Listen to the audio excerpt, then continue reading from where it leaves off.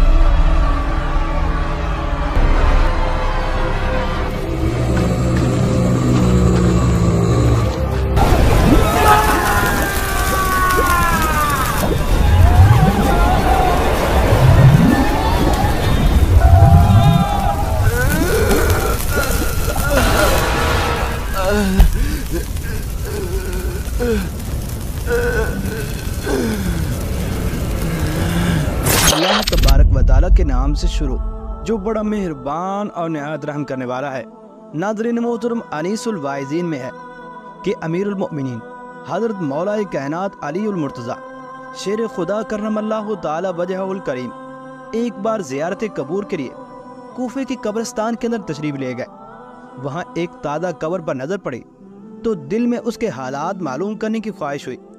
चुनाचे बारगाह खुदाबंदी में अर्ज़ गुज़ार हुए, या अल्लाह, इस मैयत के हालात मुझ पर मुनकशिफ यानी ज़ाहिर फरमा दे।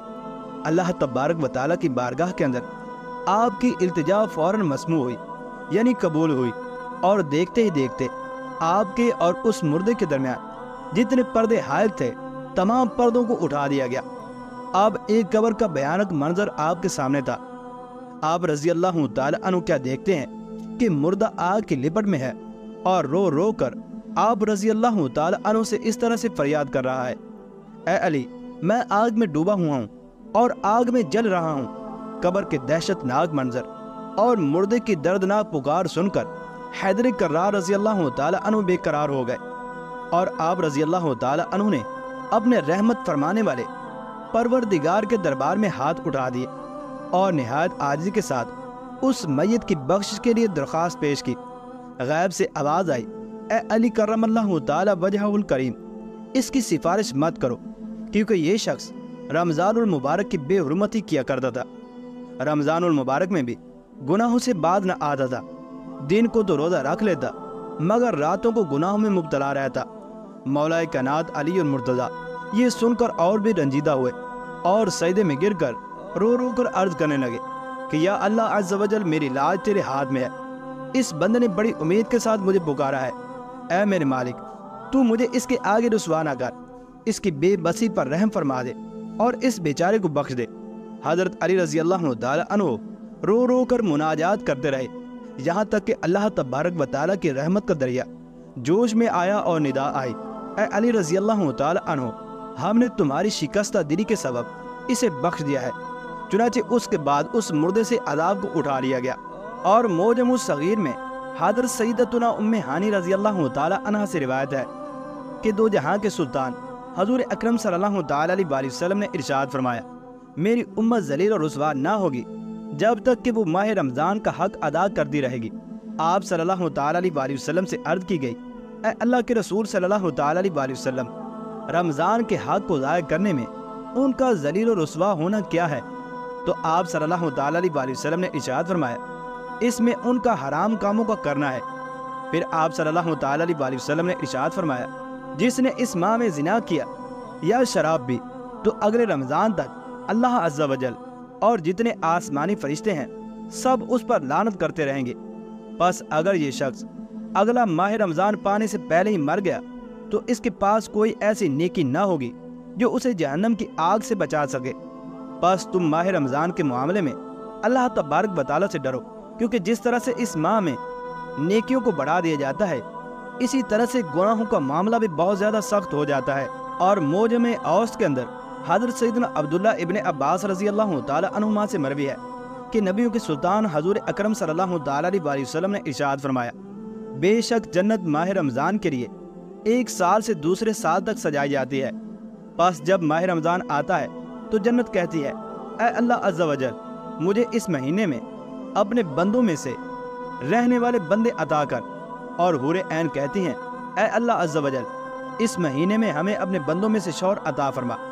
پھر حضور اکرم صلی اللہ علیہ وسلم نے ارشاد فرمایا، جس نے اس ماہ میں اپنے نفس کی حفاظت کی کہ نہ تو کوئی نشہ آور شے پی اور نہ ہی کسی مومن پر بہتان لگایا اور نہ ہی اس ماہ میں کوئی گناہ کیا، تو اللہ عز و جل ہر رات کے بدلے میں اس کا 100 حوروں سے نکاح کرے گا، اور اس کے لیے جنت میں سونے چاندی یاقوت اور زبرجد کا ایک ایسا محل بنائے گا کہ اگر ساری دنیا جمع ہو جائے اور اس محل کے اندر آ جائے تو اس محل کی اتنی ہی جگہ کو گھیرے گی جتنا بکریوں کا ایک باڑا دنیا کی جگہ کو گھیرتا ہے۔